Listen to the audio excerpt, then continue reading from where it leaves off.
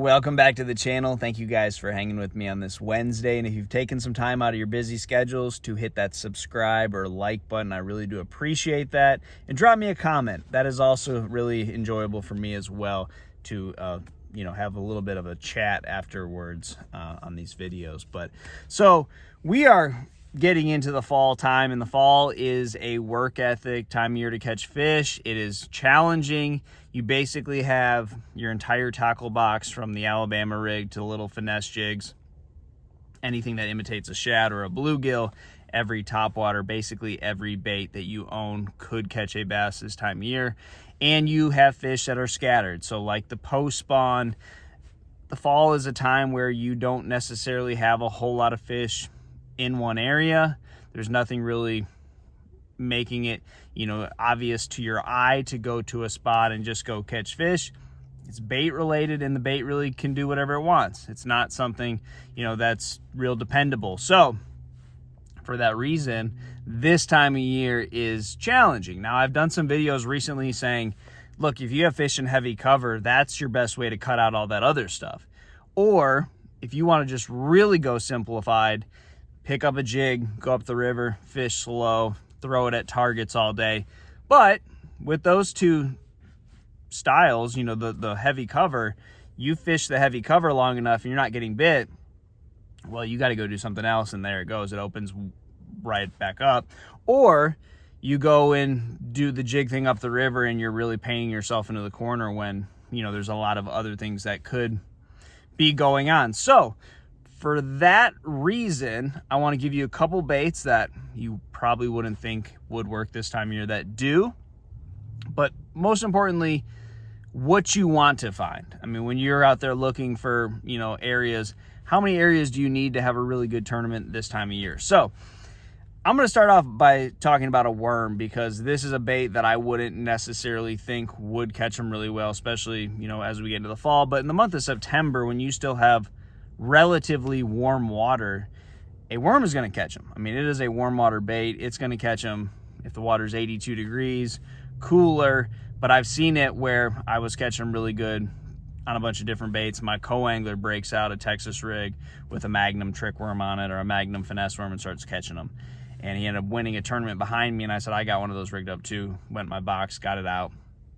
I think I had one bag of worms in the boat, rigged one up, threw it out there, first cast, caught one. And that just goes to show that really anything will work this time of year. But especially if you're down in Florida, if you're down, in South Alabama, the worm is going to play. And until the water gets below 60 degrees, it's going to work. I mean, you're not necessarily going to catch big ones on it, but you can still find quality on a worm, and you're still going to get bites on days when you may just need a keeper because the fishing is so tough. So a worm still really works. But now let's talk about the most important thing that I'm looking for this time of year. And I've really touched on it in a couple other videos, but I think it's more important to really dive into it. So when you have fish that are scattered, they're kind of all over the place, you want to find like 2 places, 3 if you're really fortunate, where you can let them rest and come back to them and get a bite. And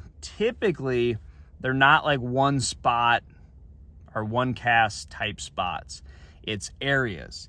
And either the deal on that lake, when they're biting a big topwater walking bait, that's all you got to throw, and you just lock that in your hand.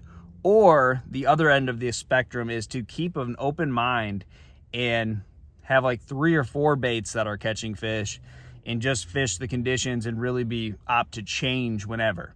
So the similarity in this, though, is like an area. So when you're out there going up the river, going down the lake, fishing the mid-lake, you can be out in deep water. I've seen bass get weighed in that needed to be fizzed this time of year. They were caught so deep that they needed the pressure released from them. And this was before forward-facing sonar. So you may still have fish that are below the thermocline out in super deep water, deepest water they'll be in all year.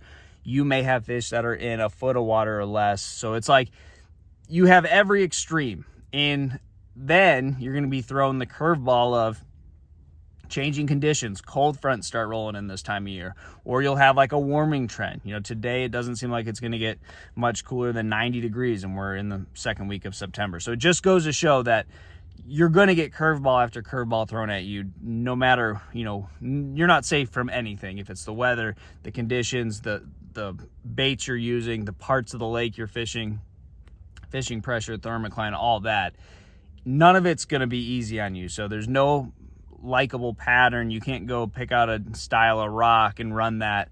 It's going to continuously change. So I think the biggest thing, similar to the post spawn, where you can just have a couple places where you can hunker down every time you come back to them. If you stay in them long enough, you can catch at least a keeper with the chance of a big bite as well. But fish there for a little bit, let it rest, go run a bunch of new water, because you never know when you're going to catch them.